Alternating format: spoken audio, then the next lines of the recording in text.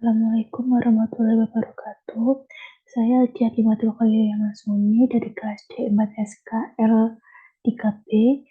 Kali ini saya akan menjelaskan bagaimana cara merani software Vampest Tools, yang dimana Vampest Tools ini adalah software untuk tata kelola program yang ada di VM40. Di sini sudah dibuka softwarenya. Selanjutnya kita tekan open. Kita pilih file yang ini, kita open. Selanjutnya untuk passwordnya kita tekan 2, lalu kita tekan apply. Untuk yang pertama ini kita ada fitur device info. Device info ini ada main location. Untuk main location ini bisa kita rubah, contohnya ada kayak iseng kali. Lalu untuk penyimpanan perubahan, jangan lupa kita tekan enter. Lalu untuk sublocation ini bisa kita rubah seperti penyulang denial. Untuk name for this device, saya tetap menggunakan VM40. Selanjutnya untuk device name bisa kita isi penyulang denial 1. Lalu untuk device type kita isi dengan VM40.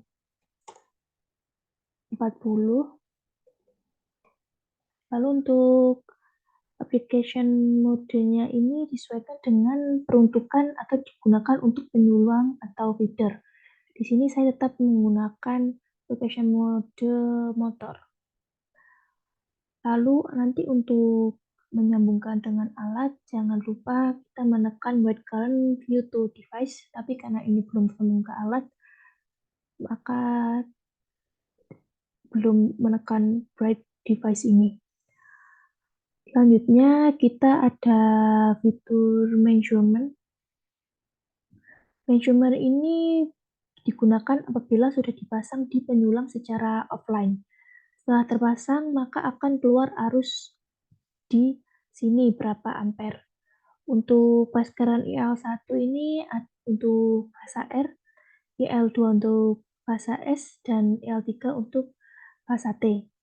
Lalu untuk ini kita bisa juga melihat urutan 0 untuk arus dan juga tegangan.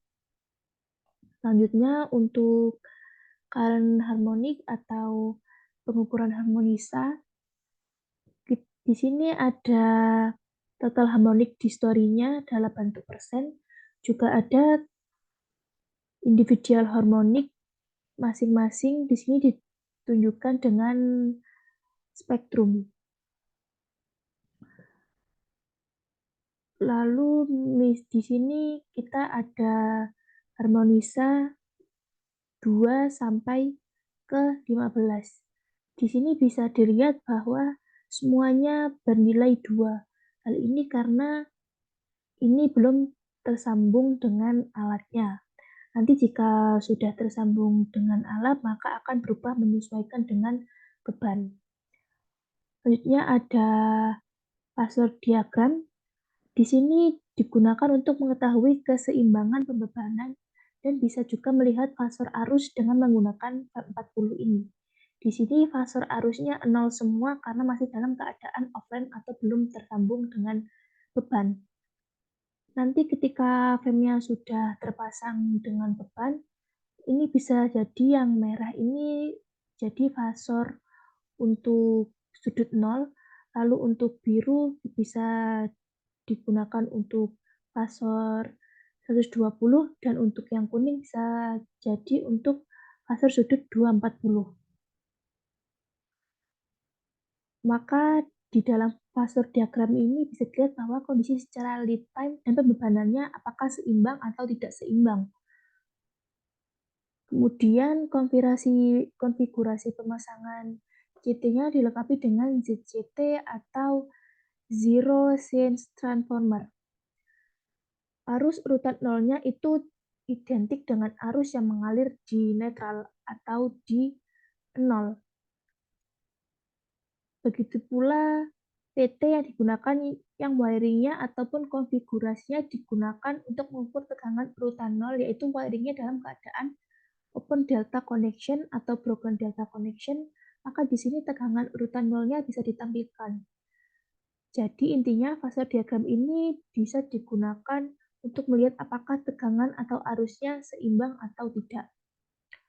Selanjutnya di sini ada RMS measuring, adalah menu yang digunakan untuk melihat nilai RMS dari arus. Di sini ada 4 menu, ada phase current ILRMS, itu untuk rata-rata arus, lalu ada phase current IL1 untuk fasa R, IL2 untuk fasa S, dan IL3 untuk fasa T.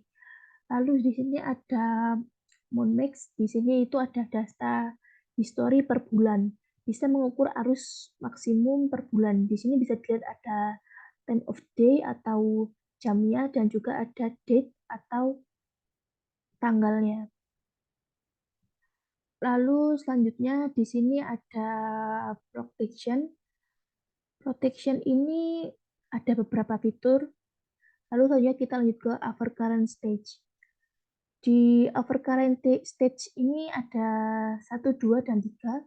Untuk overcurrent stage 1, itu di sini ada kode 5051, yaitu merupakan kode proteksi untuk relay arus lebih. Di sini nilai OCR-nya ingin diaktifkan, maka ini harus dicentang. Lalu untuk dinonaktifkan, ini centangnya bisa kita hilangkan. Selanjutnya, di sini ada beberapa pilihan setting. Yang pertama ada setting arus. Ada setting arus. Untuk settingnya kita di pick up setting ini ada, kita bisa mengisi mau berapa arus yang kita gunakan. Lalu kemudian di sini ada delay curve family. Di sini ada beberapa pilihan seperti delay seperti DT atau definite time relay. Kemudian juga ada IEC. Permisal kita memilih IEC, lalu nanti delay type ini untuk yang bawahnya itu akan menyesuaikan dari delay curve family. Jika kita memilih DT, maka curve family-nya hanya ada pilihan DT. Tetapi jika kita memilih ISC, di sini delay type-nya ada beberapa pilihan seperti normally inverse atau NI. Kita bisa memilih ini juga. Lalu di sini juga ada inverse time confidence K. Ini dapat nilai K inverse time confidence constanza ini berasal dari perhitungan, di mana dapat perhitungan yang terkait dengan koordinasi proteksi. Di sini ada grup 1 dan grup 2. Misalnya relay ini mau difungsikan beroperasi atau aktif, misalnya pada waktu beban puncak. Waktu beban puncak yang aktif hanya di grup 1 saja. Pada grup 2 ingin difungsikan ketika LWBP atau luar waktu beban puncak grup 2 yang aktif. Lalu di overcurrent ini ada beberapa stage, yaitu ada stage 1, stage 2, dan stage 3. Fungsinya yaitu supaya dapat melakukan koordinasi proteksi dengan baik.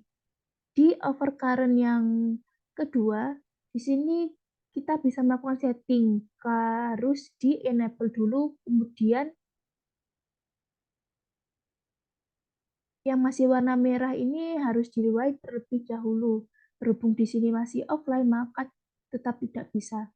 Untuk yang stage 2 di sini tidak menjumpai inverse type, jadi hanya definite atau hanya intentional type. Di sini tidak bisa mengubahnya jadi normally inverse atau extremely inverse.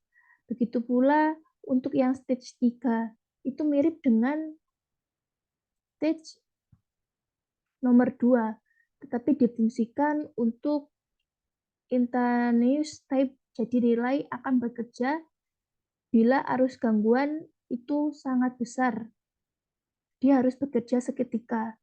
yang bekerja stage yang mana atau overcurrent stage yang mana, yaitu stage ketiga. Ini kalau yang stage pertama, relay inverse, kemudian yang kedua itu relay definite. Lalu di sini ada undercurrent stage, yaitu proteksi terhadap arus kurang atau beban yang kurang. Biasanya difungsikan untuk pengaman jika beban lepas tiba-tiba yang menyebabkan arusnya drop drastis. Lalu ada unbalanced stage. V40 dapat difungsikan juga untuk keseimbangan arus. Disimbolkan dengan kode 46 dan I2 adalah negatif sequence current. Selanjutnya ada thermal overload stage, biasanya untuk proteksi motor. Lalu ada earth fault stage, yaitu pengaman gangguan ke tanah. Selanjutnya di sini ada juga directional earth voltage. Difungsikan untuk relay beroperasi sebagai DGR atau directional ground relay. Biasanya untuk penyulang di Jawa Timur karena sistem pertanahan dari GI ditanahkan melalui tahanan tinggi yaitu 500 ohm. Sehingga arus gangguan ke tanah kecil maka dibutuhkan directional ground relay. Lalu V40 ini inputannya adalah sensing arus dan tegangan. Kalau dipasang rel di lapangan tentu membutuhkan sensor, jadi tidak usah langsung dari jaringan menuju ke frame ini, tidak bisa. Jadi harus menggunakan sensor. Sensornya apa? Yaitu sensor tegangan dan arus. Untuk sensor arus kita menggunakan CT atau sensor tegangan kita menggunakan PT. CT itu memiliki rasio transformasi bisa 100 ke 5, 800 ke 5, 1000 ke 5. Begitu pula untuk tegangan. Untuk itu kita perlu menggunakan konfigurasi setting rasio transformasi dari CT dan PT. Di sini kita melakukannya dengan mengarahkan ke scaling.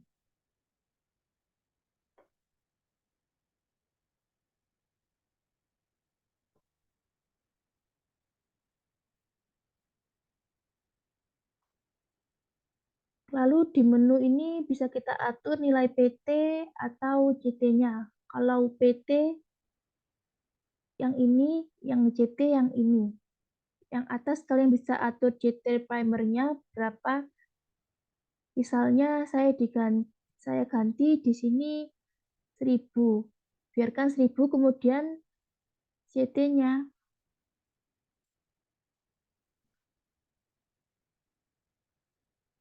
CT secondary misalnya 5 ampere.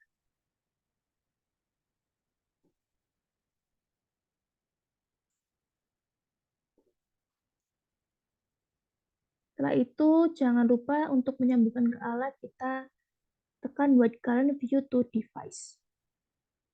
Lalu untuk konfigurasi protokol komunikasi yang disambungkan ke alat, di sini ada beberapa pilihan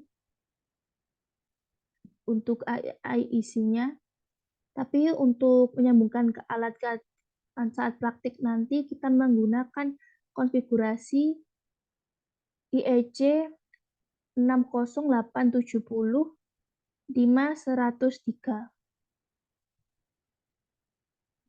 Sekian dari saya. Mohon maaf bila ada kesalahan. Wassalamualaikum warahmatullahi wabarakatuh.